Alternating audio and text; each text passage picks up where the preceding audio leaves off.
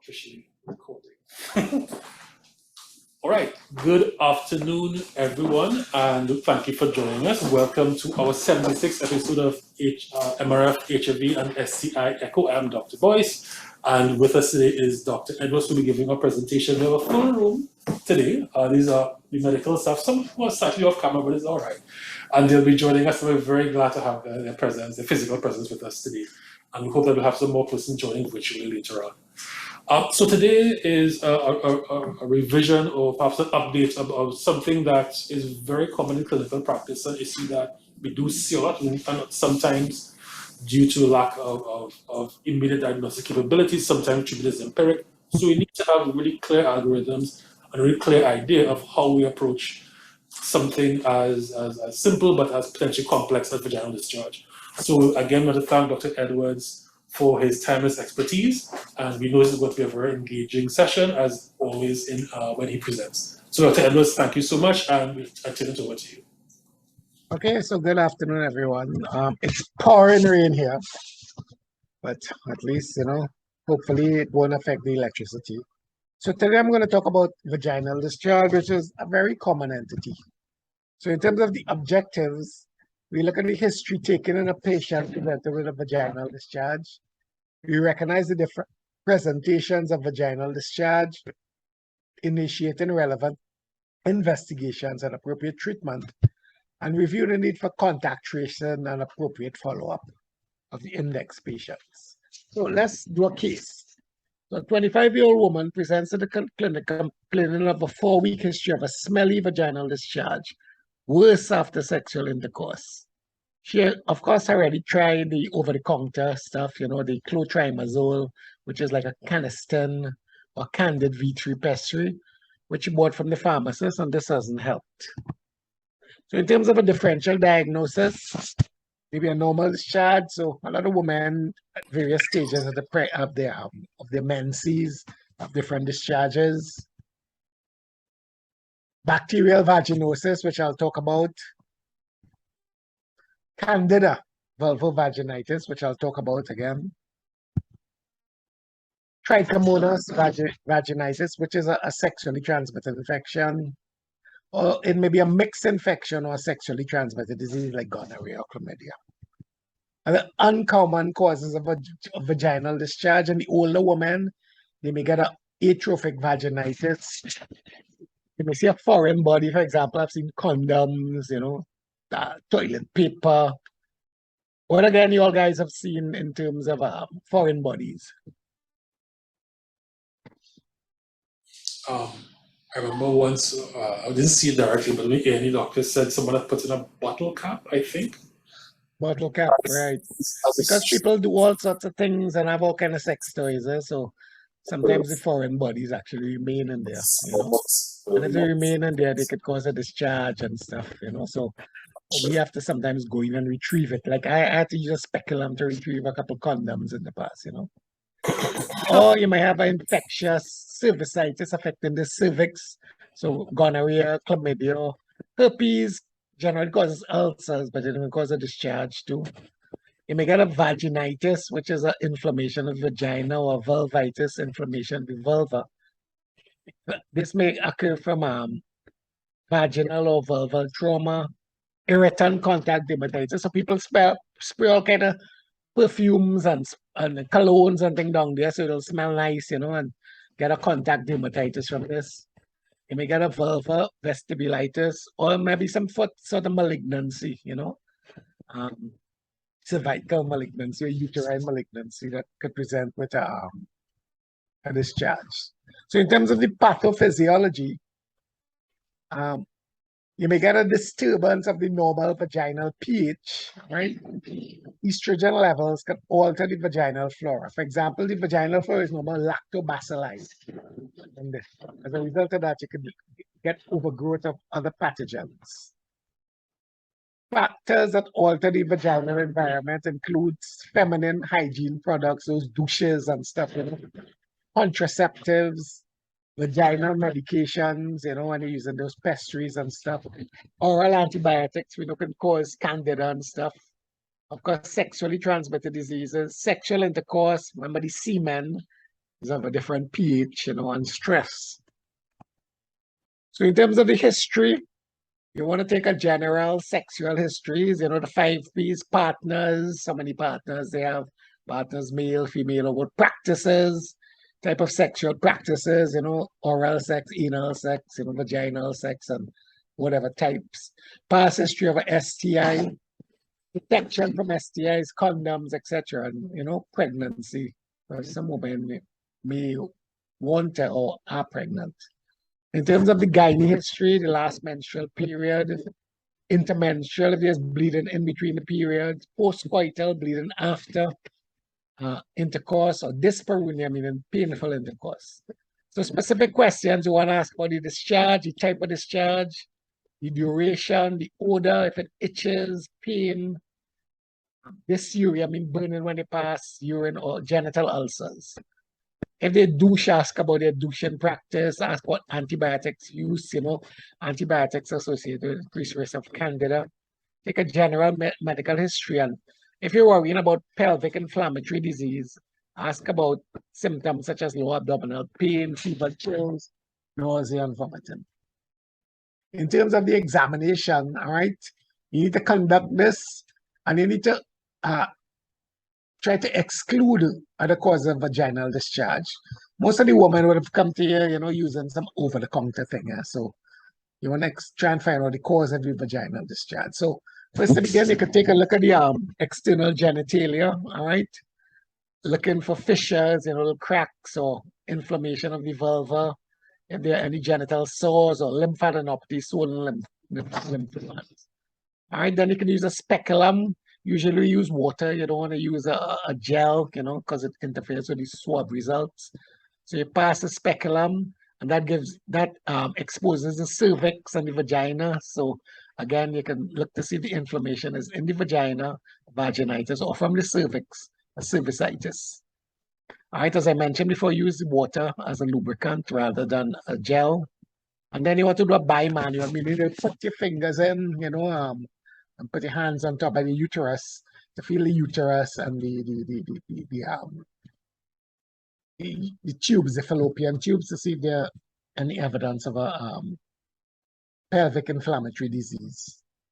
So you may get uterine tenderness and adnexal tenderness and cervical excitation pain. In terms of investigation, remember the normal vaginal pH is 3.5 to 4.5. So there are some little pH strips you can use, all right? And in bacterial vaginosis and trichomonas vaginitis, it raises the pH to 5 to 7. So normal pH is 3.5 to 4.5. So if the pH is greater than 4.5, you're thinking bacterial vaginosis or trichomoniasis. You want to do a pregnancy test, you can do a high vaginal swab, because you want to do a wet mount. You can do a gram stain, you can culture it, and of course we have the nucleic acid amplification test, right, in MRF. Similarly, endocervical swab, right, that's on the cervix. You can do the smear, the gram stain, the culture, and the nucleic acid amplification. Of course, if there's infection, you probably won't want to do a pap smear, but if there's no signs of infection, you could probably want to do the pap smear then. All right, so further information on the case. The woman is heterosexual and has been married for the past 3 years. She has no other partners during this time, and her last intercourse was 1 week ago. She uses the oral contraceptive pill microgynon for contraception and has no missed pills. The last menstrual period was 2 weeks ago, and her cervical pap smears are up to date. When you do a speculum examination, you saw a gray discharge on the vaginal walls, but the cervix looks normal. So what do you think this might be? Seeing this gray discharge adherent to the vaginal walls and the vulva there. So when you see the discharge, maybe you'll take a swab, all right? Do a wet mount. And you'll want to do culture and gram stain. And this is the discharge, homogeneous discharge adherent to the vaginal walls, discharge in the cervix. So bacterial vaginosis. All right. Bacterial vaginosis is basically a change in the vaginal flora. Remember I told you lactobacilli there. So what you do is you get a reduction of lactobacilli and an overgrowth of anaerobes. The anaerobes are like Gardnerella, Mobiluncus, Streptostreptococci. All right. So you get a change in the flora. So it's not a sexually transmitted disease. There's a change in the vaginal flora where you get a reduction of lactobacilli and an overgrowth of anaerobes. There's an Amsel criteria for diagnosis of bacterial vaginosis, 3 out of 4. So if there's a thin white homogeneous discharge that clings to the vaginal walls as one, clue cells are basically vaginal epithelial cells with coccobacilli on the surface that gives it a granular appearance. I'll show you one. If the pH is greater than 4.5, bacterial vaginosis, and there's something called a whiff test, and I'll show you that later on. All right, so this is a clue cell, which is a normal vaginal epithelial cell, but you can see normal, lots of bacilli on the surface, and this gives it a granular appearance. So there's a clue cell, suggestive of bacterial vaginosis. Then the whiff test. What you do is you can take some of the swab, put some potassium hydroxide on it, and it gives off this fishy odor, and you can smell it. I probably wouldn't put it so close to the nose, you know. And there's a whiff test, all right? It gives off this fishy odor and use potassium hydroxide. People also use the Hayes criteria. I mean, just to mention, grade 1 is normal lactobacilli. Grade 2 is if you have a mix, you have lactobacilli plus the anaerobes, Gardnerella, Mobiluncus. And grade 3, if you have Gardnerella, the anaerobes predominate. In terms of treatment, bacterial vaginosis is easy to treat. Remember, it's not sexually transmitted. So metronidazole, you can use 400 milligrams twice a day for 5 days. I'm not sure, Ingrid, we have 400 milligrams or 500 milligrams metronidazole, not sure. Or you can use 500 milligrams. 400, all right, good. So you can use metronidazole, 400 milligrams twice a day for 5 days, or 2 grams stat. They prefer the longer course because, you know, less relapse with that.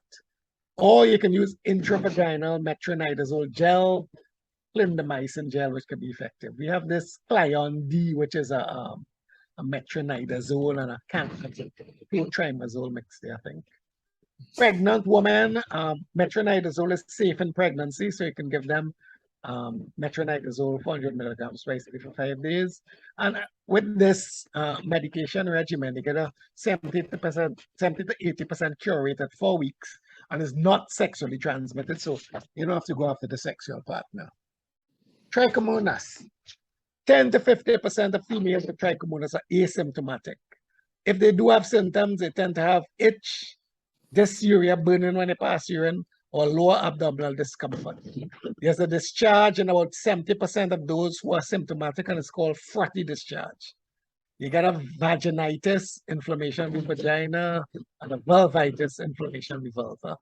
We actually had a case of resistant trichomoniasis, and Dr. Pabu and I actually came up with a mixture of boric acid and clotrimazole where we acidify the vagina, and that actually worked. There's a strawberry cervix and speculum examination where you see little punctate hemorrhages. I'll show you that. And of course, remember, trichomonas causes an increased vaginal pH, so the pH is usually greater than 4.5. So this is the strawberry cervix I was telling you about. Sorry, here you can see the punctate hemorrhages on the cervix, and you can see the discharge, and you can see the frothy discharge in trichomoniasis. You put this on a slide, look in the microscope, and you see the little organisms, the little trichomonas swimming away. All right. So when that patient had trichomonas, Diana did it as the lab tech. Everybody came down to the lab to see the little organisms swimming away. All right. So can diagnose it via wet mount, or you can do PCR. All right. Sometimes if people do pap smears, it may be an incidental finding in the pap smear, but I mean, it's better to probably do a wet mount to diagnose it, or PCR. And this is how the little organisms look like. You know, it's a little flagella, and it swims around. All right. So it's nice. I wanted to see but I wasn't so. If was around, Omari was around, he probably could have put in the trichomonas thing swimming around on this presentation, but I couldn't do it. All right. In terms of treatment, metronidazole against the drug of choice. You can use 2 grams stat in pregnancy, 400 milligrams twice a day for 7 days. Now, metronidazole is trichomonas is sexually transmitted, so you have to treat the sexual partner. All right. So no sexual intercourse until both partners have completed treatment. And the look back period here is the current sexual partner. In terms of the last one, I'm going to talk about candida, which is the most common cause of a vaginal discharge. All right. And there are numerous candida organisms, albicans, candida tropicalis, candida glabrata. All right. Risk factors: altered immune status or HIV patients may have an increased risk. Renal impairment, cancer, chemotherapy, all that may affect your immune status and put you at risk for candida. Increased glucose levels, so diabetics get an increased risk of candida. Candida vaginitis and also candida balanitis. So they get candida of the penis of the, also. And you may get decreased lactobacilli concentrations. In terms of diagnosis, usually diagnose candida clinically. Yeah? So the patient may come in with itching, burning, painful intercourse, burning when they pass urine, and then when you examine them, the vulva may look red and swollen. So redness, erythema, and edema, and you may see satellite lesions or lesions coming out from the area from the vagina and the skin there. The whitest discharge may be thin or it may be thick like cottage cheese, and I'll show you the cottage cheese. And with candida, the vaginal pH is normal. So here you can see edema, swelling of the vulva, redness, and you can see the thick cottage cheese like discharge. Classical candida. All right, so it's the most common cause of itchy discharge. It's not sexually transmitted, although that's debatable. I've seen men, whose partners had candida, they came back with a balanitis. I mean, it may not be, but they don't consider it to be. In terms of treatment, women usually use this clotrimazole pessary for candid V1 or candid V3, where you use 1 day or for 3 days. You can use clotrimazole ointment on the vulva, on the skin there, And fluconazole is usually the drug of choice. It's usually a one tablet stat for 150 milligrams, or you can use itraconazole, 200 milligrams twice a day for 1 day. In terms of the sexual history, again, for somebody with candida, same kind of questions. You ask about the discharge, the color, the odor, if it's itchy, if there's pain or burning, if there's painful intercourse. Ask about urinary symptoms, burning when they pass urine, bleeding in between the periods, after intercourse. Take a menstrual history, a sexual history of the last date of the last pap smear. All right, so the method of contraception use, if they use condoms, if they use contraceptive pill, menstrual history and gynecologic history is important. In terms of examination, you want to rule out the other causes of a vaginal discharge, especially if they went to the pharmacist and, the over-the-counter medications failed. Candida don't tend to be smelly, so if it's a smelly discharge, it's probably not candida, all right? If you examine, look at the external genitalia, look for fissures, you look for swelling, you look for redness, you look for sores, genital ulcers, and you look for lymphadenopathy, swollen glands. In terms of the speculum, you could pass a speculum, look at the discharge in the vagina or the cervix, look for any foreign bodies, anything there, and you can do a bimanual examination if indicated. In terms of investigation, vaginal pH with candida is usually normal, 3.5 to 4.5. You may want to do swabs, but I mean to rule out bacterial vaginosis. So somebody could have candida and trichomonas, or candida and bacterial vaginosis. So you may want to do a wet mount and look for clue cells and stuff. Okay. Of course, somebody with a discharge, you want to screen them for sexually transmitted disease. So you want to do a swab for nucleic acid amplification for gonorrhea and chlamydia. And we do that at MRF. Or you can do an endocervical swab, swab the cervix for microscopy and gonorrhea and culture and nucleic acid amplification. if you think the woman might be diabetic, you can do a dipstick, or if you have you can do a quick test for the glucose if you have one of the machines. And of course, remember, you want to screen for the sexually transmitted diseases. You want to screen VDRL and HIV to rule out HIV and syphilis. So in terms of pregnancy, those tablets, the azoles are contraindicating pregnancy, so you don't use fluconazole and itraconazole. So they recommend prolonged topical therapy. So prolong the clotrimazole pessaries. Now, some women have recurrent candida, and they may get 3, 4, 5, 6 times a year. That occurs in about 5% of women. Is really literally an annoyance, So what you need to do is review the contraception. If they're using high-dose estrogen-containing pills, consider switching to a more progesterone type like Depo-Provera, all right? And they recommend for these women who have this recurrent candida, you can do an induction regimen of 150 milligrams every 72 hours for 3 doses, and then you'll give a maintenance. So it's a fluconazole, 150 milligram weekly for 6 months, plus the topical clotrimazole, all right? Or you may use other things, cetirizine or Zafrilucas to reduce relapse rate.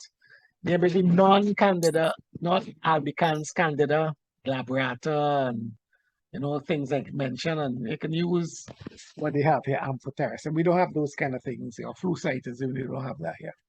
So in summary, the differential diagnosis of a vaginal discharge, remember the physiological causes, the contact dermatitis, where people put all the perfumes and cologne so it could smell nice and they reacted, okay? Think about the vagina, the vaginal infections, for example, bacterial vaginosis, candida, and trichomonas. Remember, bacterial vaginosis and trichomonas has a pH greater than 4.5. Cervical infections tend to uncommonly present with a discharge. And older women consider the atrophic vaginitis. And in the history, you might need to establish the nature of the discharge, if there's pain or painful intercourse, if there are urinary symptoms, if you're bleeding in between or after, in between periods or after intercourse. Look at the menstrual history, the sexual history on the pap smear. All right. Remember, we'd want to do the vaginal pH. I must try and get some of those things to do vaginal pH. And you can do swabs for candida, bacterial vaginosis, and trichomoniasis. If you're thinking gonorrhea and chlamydia, you can do the nucleic acid amplification, which we have at MRF. And of course, you can do endocervical swab for microscopy and culture if you're considering gonorrhea. Urine dipstick if you're thinking somebody has diabetes. All right. And if somebody presents with a discharge and pelvic pain, you need to rule out the STI and PID. All right. Chlamydia is the most common STI seen in women at the age of 25. All right. And empiric treatment and synchronous partner treatment if you have a high index of suspicion. Remember to do the high vaginal swab for BV bacterial vaginosis, like the clue cells, or you can see the trichomoniasis organisms swimming around, and you want to do the endocervical swabs for gonorrhea, all right, and chlamydia. All right, so that's it. Any questions? Let me stop sharing now. Thank you, Dr. Edwards.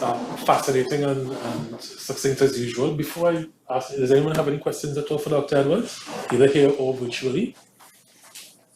Welcome, Dr. Destine.